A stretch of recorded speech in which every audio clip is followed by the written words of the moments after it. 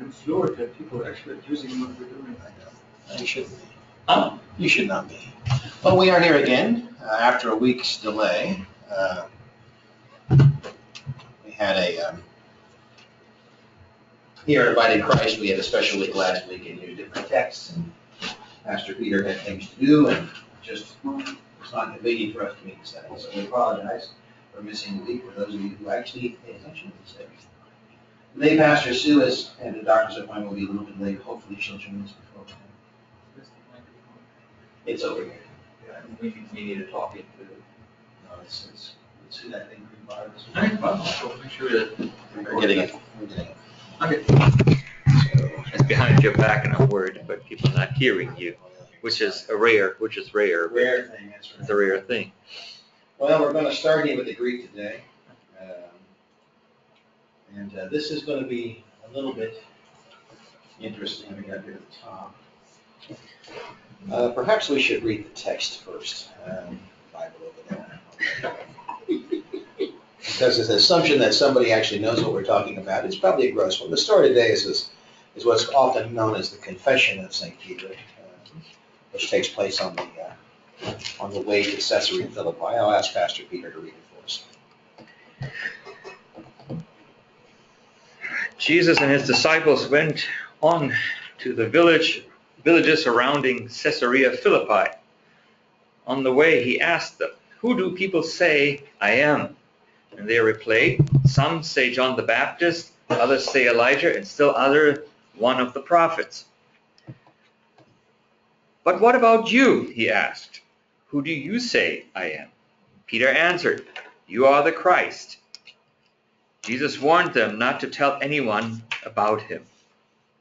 Then he began to teach them that the Son of Man must suffer many things and be rejected by the elders and chief priests and teachers of the law, and that he must be killed and after 3 days rise again. He spoke plainly about this, and Peter took him aside and began to rebuke him. But when Jesus turned and looked at his disciples, he rebuked Peter. "Get behind me, Satan," he said. "You do not have in mind the things of God, but the things of men." Then he called the crowd to him along with the disciples and said, "If anyone would come after me, he must deny himself and take up his cross and follow me. For whoever wants to save his life will lose it. Whoever loses his life for me and for the gospel will save it. What good is it for a man to gain the whole world yet forfeit his soul? Or what can a man give in exchange for his soul?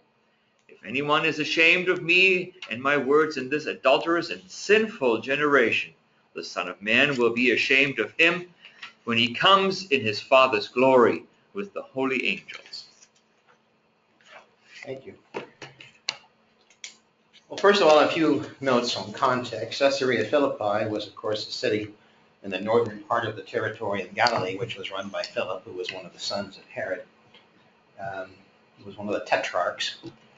The city was originally called Banias, which existed there from the time of Alexander the Great. It was a Greek city, dedicated over to the worship of Pan, hence Banias, which is the Greek derivation of that word, Pan. So it was a center for pagan worship. Interesting that Jesus should take his disciples to a center of pagan worship to have this discussion, but then perhaps not, given that we are talking about the nature of who Jesus is in this particular text. Also note what's interesting is what's not here, which is the part that we're accustomed to hearing, which is Jesus' affirmation of Peter's confession, which is found in Matthew, because it also is I think, a strong reference to a oral tradition source, which may be why this is not present in Mark, and I'll talk more about that in just a second. Because the oral tradition refers to the gates of hell. It says the church shall not prevail against the gates of hell, and that was technically the name of the cave system from which sprung the headwaters of the Jordan River, and which was the center of Pan worship. There were niches for gods all around it. It was considered the gates of Hades, the place of the underworld, the abode of the dead. And so when Jesus talked about the gates of hell will not prevail, he was pointing to a real pagan worship center, and thereby saying, at least as Matthew presents it, that the church will supersede this kind of worship. And I think that was probably historically, contextually, more an argument that fits with Matthew than with Mark. Now, Having said that, let's take a look at the Greek for a second, because there are a few interesting things I want to lift up. I'm not going to talk as much about them as I originally planned, because having read Peter's devotion, he hits on some of these topics. I don't want to steal his thunder. First of all, as you can see, Caesarea. There was another Caesarea, of course. Those of you who've traveled there know there's Caesarea by the sea, which was also built by Herod the Great, which would have been Philip's father. And it was also a rebuild of another Greek city, a very small seaport. And so Caesarea Philippi was so named to designate it as a difference. Both cities designated to Caesar, and then named after their founders. The conversation that goes on between between Jesus and the disciples is interesting of itself, but in the Greek it's pretty straightforward. And in fact, when it says he began to speak plainly, that's a kind of an unusual phrase here, down here in Spain. Paresia, plainly emphasizes the point of telling his disciples about his coming, death, and resurrection openly. That stands in contrast to Mark's messianic secret. Generally, Mark has him say, don't say anything about this. Here, he is speaking openly about it, and openly means publicly. That's the difference. So it's not like he's being just frank with his personal. This has now become part of his public ministry. I'm going to back up here a little bit, because it says he began to teach Damascus. This is the structure, the function of a rabbi, of course, was to teach. But here, the disciples are asking him questions. That's a reversal. Generally speaking, Jesus is asking the disciples questions. That's a reversal of order. Rabbis don't ask disciples questions. Disciples ask rabbis questions. So it's kind of an interesting difference, and may indicate that this comes from a written source or some other source that Mark was reading or accommodating, not from his own experience. And that's why I think the difference that you have between here and the Matthew text also kind of comes forward. Let's just drop down here a few words.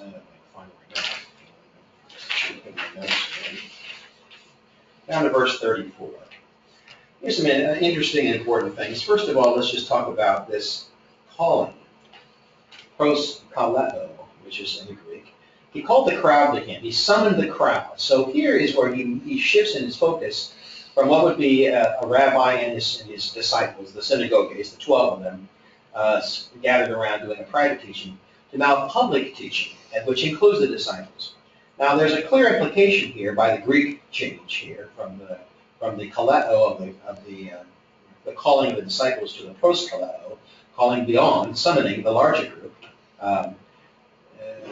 Speaking to the crowd, the implication, Jesus calling everyone to discipleship rather than to cross-bearing discipleship. That here we're talking about a more generalized call, a broader call, a bigger call. And this whole segment in Greek is set apart grammatically from what comes before it. So when Jesus talks about denying self, he may or may not be referring to the cross itself. We're going to talk more about that in just a second. The focus remains on his suffering, not the suffering of the disciples. I think that's an important factor. I'm going to let Peter talk more about it, because I see that he actually has it as part of his presentation. But in the Greek, it's a clear distinction. He's not calling people to crawl up on a cross with him. He's calling them to suffer in a different way, perhaps suffer the shame, share in the shame that Jesus is going to have to. And most important, to do that, they have to first be willing to accept a suffering Messiah. And I want to go back to the conversation between Peter and Jesus here, because sometimes we get the idea that Peter is being responsive to his friend and his rabbi, putting himself at risk for the sake of others. That's possibly that is true. But the underlying theological piece here is that he is presenting himself as a suffering Messiah. And that runs counter to every Jewish notion. And so Peter may just be saying, oh, this can't be true because this is not what we were taught. This is not the religion of our forefathers. This is not the good old, the good old religion that we've come to accept. Then he also moves into this interesting word here, apapnoomai, deny one's self, to renounce. And you can see here the word is commonly taken to mean self-denial, but may just mean the shame of accepting a Messiah that faces death, a Messiah in conflict with the world. Nobody wants to join a losing cause or wants to willingly be part of a minority. You might identify with the minority, but nobody volunteers to be persecuted, generally speaking. Here, Jesus is asking them to take up his cause, which is his cross, and that cause is to be a suffering Messiah, one who faces death. And that's significant theologically. Let me just drop down a little bit further here. This word here, sozo, which is commonly translated in the New Testament as to save. It actually means to heal or to make whole. And because it's connected here with this word, suke, which is used several times in this text, and often identified as life, I want to just clarify what these words mean in the Greek because they're reflecting the Hebrew concept that precedes it. Suke, which we sometimes translate as soul, and we get the word psychology from it, is a complete mistranslation of this word. It is not soul, as in separate from the body, but rather more like the Hebrew sense of the whole self. In the second chapter of Genesis, God breathed into man the breath of life, and man became a living being. That Hebrew word for being is the closest approximation to this Greek word suke. It means the totality, the entire range of what it means to be a human. Emotions, intellect, physicality, spirituality, everything. Any one of those elements are unplugged if you're less than a human being. Now you'll see this played out mythologically in the 37th chapter of Ezekiel, where it talks about the valley of the dry bones, how God can bring them together, he can knit bones, and he can put flesh and sinew, but they don't become human beings, don't become real people until God breathes into them the breath of life. The Spirit blows across them. That's a very ancient and very radically central concept to the Old Testament way of thinking about us, and it's carried over here. So, to save means, in this case, to heal, to become whole again, the sense of shalom, and not the sense of just your soul is saved, you're going to heaven. That would be considered a very small piece of it. In the Gospel of John, this gets played out semantically. Whenever he says, I've come that you may have life and have life in abundance, the Greek word there is zoe, from where we get the word zoo, but the life in abundance phrase is a reference to this concept, suke, this concept of life being made whole again. I think that it bears with it the image of God redeeming and restoring creation back to its intentions, but it doesn't get played out too much in this text. But I think that one of the things that you can draw from this is that for Mark, at least, in the Greek, discipleship is something about the totality of your being. You can't be a disciple intellectually, or just theologically, spiritually, or just physically. You have to be in the totality of your being. A disciple means that you're giving over your heart, your mind, and your body. And that's what the following is all about. And of course, that gets borne out later on in this closing segment about benefit and giving your life. And in particular, this last word here, which I'm going to hold out last week for you, I have to think about how this is pronounced. It's episkunomai. Episkunomai. Ashamed. And perhaps Peter will talk more about the honor shame culture of the first century. But this comes out of that very much. He is calling his people to be part of a larger grouping that redefines what it means to be shameful and what it means to be honorable in life, and that is about one's discipleship as well, how you live your life out. The world may look at you and say, oh, you're following that guy that got killed on the cross, that's shameful. He is saying, no, that death on the cross, that redemptive death on the cross, redefines what shame and honor are all about. And so now we're importing new values into the world. And I think that message not only resonates, but actually continues into the 21st century. Okay, that's what I have. So, Peter, you have something, you have comments about that, or want to move on to your stuff? Well, I'm struck here as not totally prepared to, because I didn't know you would have that in there. But okay, here would be my comment on it. When you follow Jesus in the culture that we're speaking of here, when you decide to go and become a disciple of Jesus, in the process, unless your whole house or your entire family converts, which Acts of course says it happened, you make a cut with your family. And because that family and you have now something that's not held in common, which cannot happen. Right. So that family is likely shuns you. In fact, that also has been some of the history of Christian people, that to this day really, that a conversion actually leads to expulsion so much from the family, because you are shaming the family because you are not following their family tradition. Just an aside there, Peter, we have a member of our parish who has, through Kairos ministry, that's the prison ministry, made connection with a person of Egyptian background, and that person was converted in the prison to Christianity, and precisely dealt with that issue. It was cut off from her family that was a devout Muslim family. Right. So that still is true. Yeah, that's to this day still true. And they're cut off because that is the family's way to remain honorable. You know, you have brought shame on this family, therefore we will now exclude you. So shame is involved in that. So somebody joining Jesus shames their family because this is how groups work. But then they join themselves to Christ and his family, the church. Now saying, well, I can't leave this family, is to say I'm kind of not part of that, which ultimately should not bring them the same repercussion. You're ashamed of me, so I am ashamed of you. Right.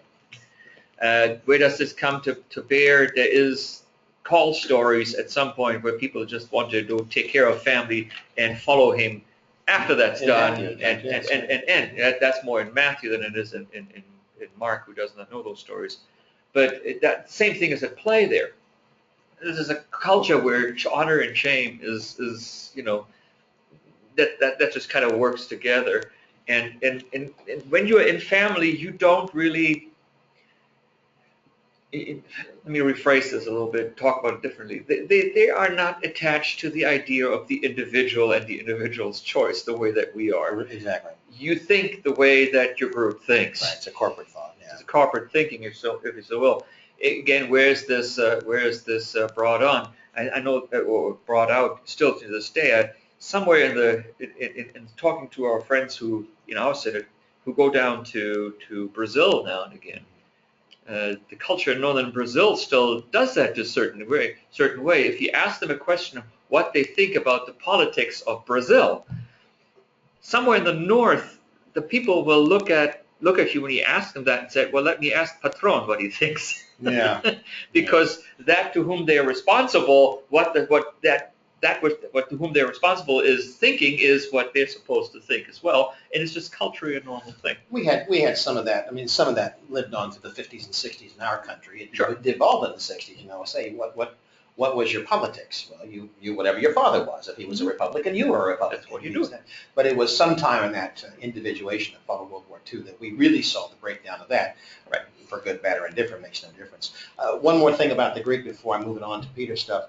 That last phrase, this adulterous and sinful generation, that moi kalaioi Greek word, again, somewhat unusual, not a hapax legomonon, which means a single use, but rare use, but it's got a specific religious meaning amongst Greek culture of the first century. It meant a godless, apostate, disloyal generation. Those are specific theological charges. Mm-hmm. This is not a heretical or an error kind of a situation that we beat about the bush here today when we talk about whether this or that. This is active. This is active, right? This is a decision to go.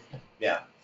Mark 3:8 is a proof of that, because at that time the Pharisees conspire. How can we kill him? Correct.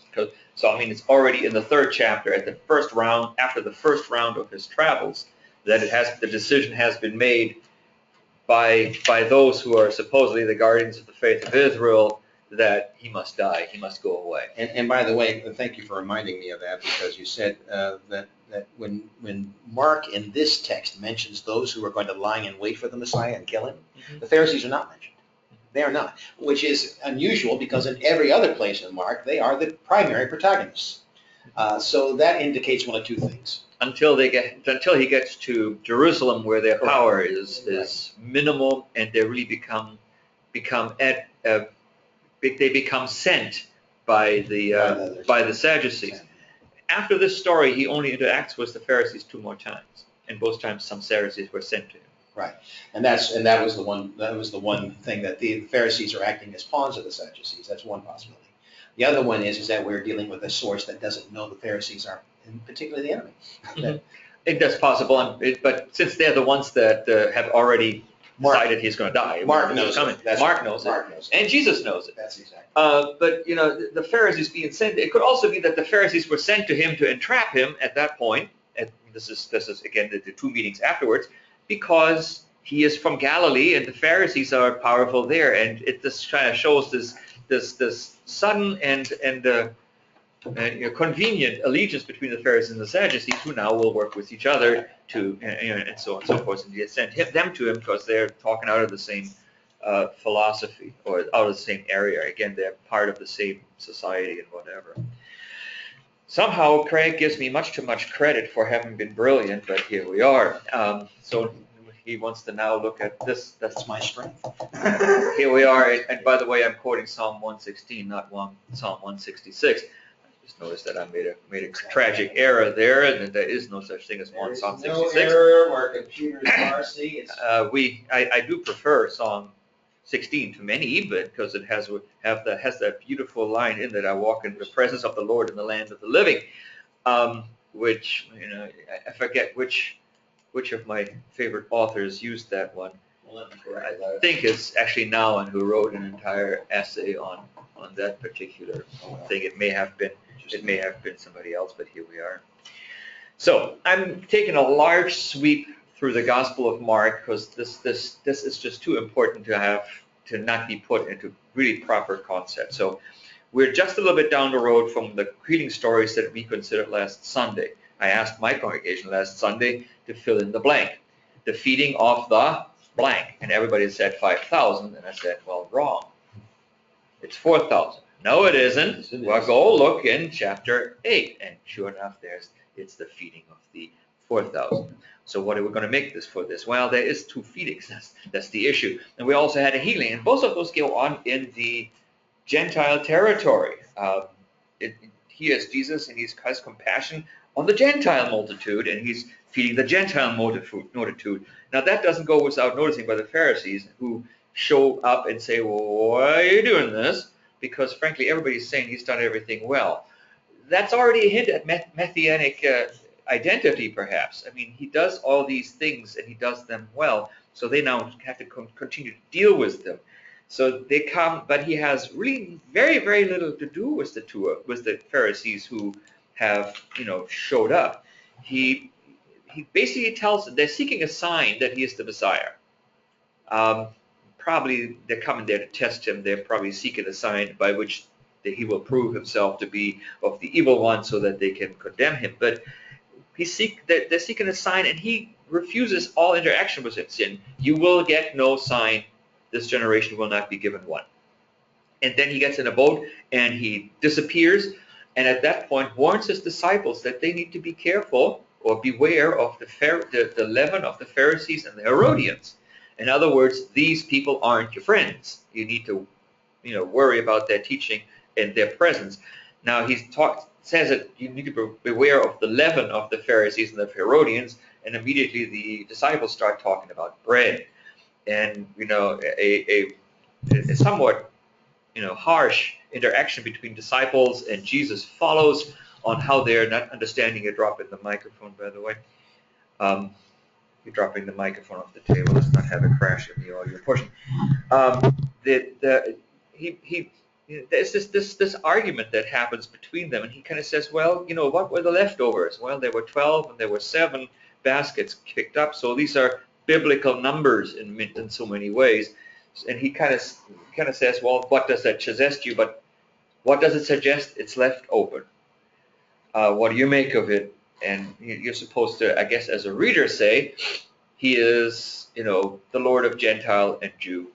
He is Messiah, because that's what Messiah is.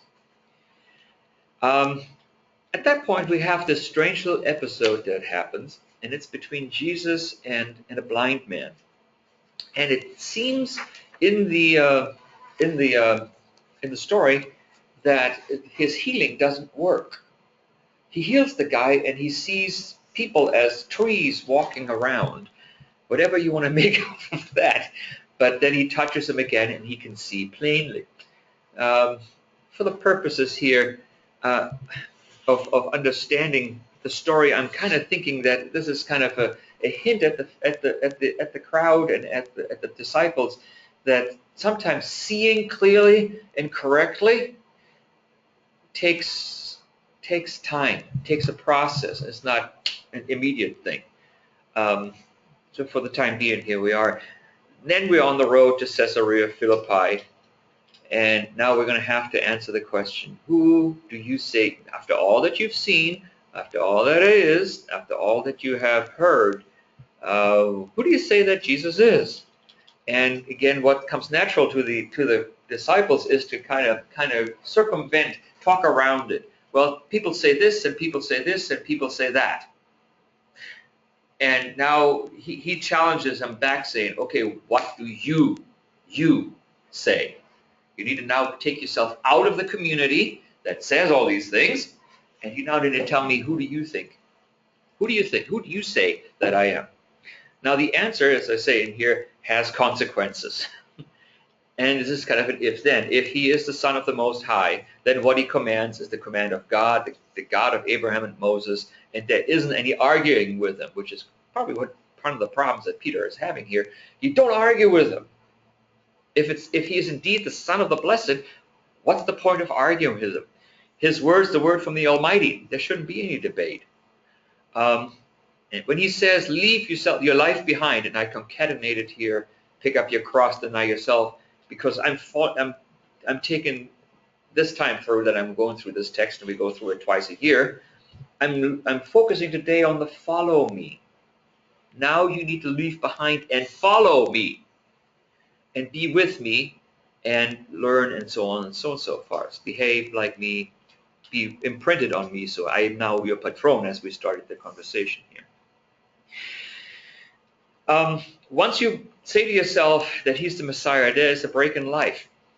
It's a change that has to happen. And again, as we said earlier, that in the first century is very, very, very, very drastic, because you relied on that community that said, man, maybe he's Elijah, maybe he's a prophet, and on your family implicitly for your life and your future. To go with Jesus here has real life consequences. All right. If you want to look at the life consequences, look at chapter 10, because we call him the rich young man. It just says somebody ran up to him. I looked it up in the Greek because I was triggered by something else. But somebody walks up to him and asks him to follow, and he kind of says, well, he looked at him, loved him, and said, just do away with everything that defines your life right now. Give away all your riches and follow me. Right? Again, follow becomes in there. Go ahead. The Greek word, I didn't mention, akaluo, to follow, is curiously a derivation of a common word that you know, the word akuo, which means to hear. To hear, yeah. We get the word acoustic from it. Yeah. One follows by being invited and hearing the invitation, and then your feet follow your will. So for us, when Luther, pointed out the church as a mouth house, that's what he was referring to, the place where the Spirit is conveyed upon the spoken word, and where in the hearing of it, people are compelled in some fashion to actually put one foot in front of the other and go do something. Yeah. And it shows up again, as I mentioned here, there is right after we're doing this thing on the road to Caesarea Philippi, we're doing the Transfiguration. We're reading Transfiguration if we read in sequence, where that comes up again. This is my son, the beloved. Listen to him. Again, the language-wise here, listen, follow becomes one thing here. And maybe that transfiguration really had a profound effect on the disciples, who after this don't question him on this, but they do some other things that would happen. When he predicts his crucifixion and his death again, they no longer question him about it, but instead they work out what will happen after he's gone. How will they continue on as a faction? Because they now are reliant on one another. So that kind of comes natural to them. They don't understand resurrection at this point. Okay? All right, let me go. I think I skipped in my own writing here just now.